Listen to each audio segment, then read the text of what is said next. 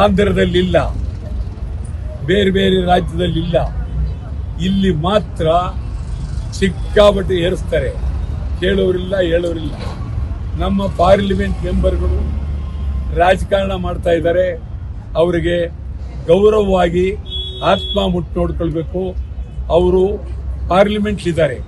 ಈ ರಾಜ್ಯದ ಸಮಸ್ಯೆಗಳು ಏನು ಅನ್ನೋದ ಇವತ್ತವರೆಗೆ ಒಬ್ಬ ಪ್ರಾಮಾಣಿಕವಾಗಿ ಹೋರಾಟ ಮಾಡಲಿಲ್ಲ.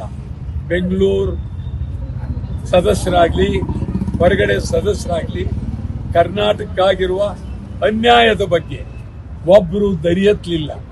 ಪಾರ್ಲಿಮೆಂಟಿನ ಮುಂದೆ ಸತ್ಯಾಗ್ರಹ ಮಾಡಲಿಲ್ಲ, ಗಲಾಟೆ ಮಾಡಲಿಲ್ಲ, ಪ್ರಧಾನಿ ಮುಂದೆ ಧರಣ ಮಾಡಲಿಲ್ಲ, ಪಾರ್ಲಿಮೆಂಟ್ ಒಳಗೆ ಕಪ್ಪು ಬಾವುಟ ಹಿಡಿಲಿಲ್ಲ. ಬೇರೆ ರಾಜ್ಯದವರು ಶಕ್ತಿಯುತವಾಗಿ ಹೋರಾಟ ಮಾಡ್ತಾವ್ರೆ. ನಮ್ಮವರು ಕಂಪ್ಲೀಟ್ ಹೈಕಮಾಂಡ್ನ ಗುಲಾಮರಾಗಿದ್ದಾರೆ. ಹಿಂದಿ ಗುಲಾಮರಾಗಿದ್ದಾರೆ, ಡೆಲ್ಲಿ ಗುಲಾಮರಾಗಿದ್ದಾರೆ. ನಾವು ತೀವ್ರವಾಗಿ ಹೋರಾಟ ಮಾಡಬೇಕಾಗಿದೆ. ಇದ್ರ ಜೊತೆಗೆ ಬೆಂಗಳೂರು ನಡೆಯುವ ಚುನಾವಣೆ, ಮುಂದಿನ ಚುನಾವಣೆಯಲ್ಲಿ ಬೆಂಗಳೂರಿಗಾಗಿ, ಬೆಂಗಳೂರಿನ ಅಭಿವೃದ್ಧಿಗಾಗಿ, ಬೆಂಗಳೂರಿನಲ್ಲಿ ಕನ್ನಡಿಗರನ್ನು ಉಳಿಸುವುದಕ್ಕಾಗಿ ಇಡೀ ಎಲ್ಲ ಕ್ಷೇತ್ರದಲ್ಲೂ ಕನ್ನಡ ಚಳವಳಿಗಾರರು ಸ್ಪರ್ಧೆ ಮಾಡ್ತೀವಿ. ಕನಿಷ್ಠ ನಮಗೆ 100 ಬೇಕಾಗಿಲ್ಲ, 10 ಜನ ಗೆದ್ದರೆ ಸಾಕು.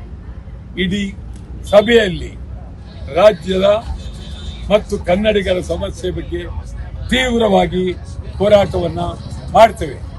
ಇದೇ ಸಂದರ್ಭದಲ್ಲಿ ಮತ್ತೊಂದು ಬಹಳ ಗಂಭೀರವಾದಂತ ಪರಿಸ್ಥಿತಿ, ಮಹಾತ್ಮ ಗಾಂಧೀಜಿಯವರ ಹೆಸರನ್ನ ಜಾಹೀರಾತು ಮೂಲಕ ದುರ್ಬಳಕೆ ಆಗ್ತಾ ಇದೆ. ಅದೊಂದೇ ಅಲ್ಲ, ಗೂಡ್ಸೆ ಹುತಾತ್ಮ ಅಂತ ಹೇಳಿ ಅವನ್ನ ಬೆಂಬಲಿಸ್ತಾ ಇದ್ದಾರೆ. ಇದು RSS ಅವರದು, ಬಿಜೆಪಿಯವರ ಹುನ್ನಾರ.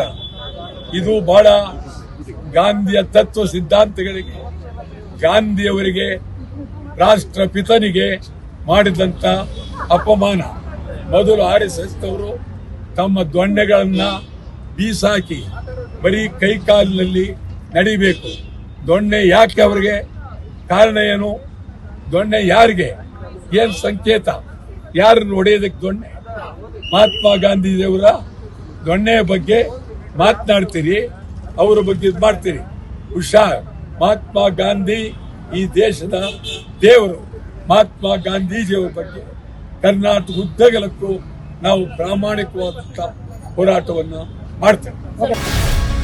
ಗ್ಯಾರಂಟಿ ನ್ಯೂಸ್, ಸುದ್ದಿ ಖಚಿತ, ನ್ಯಾಯ ನಿಶ್ಚಿತ.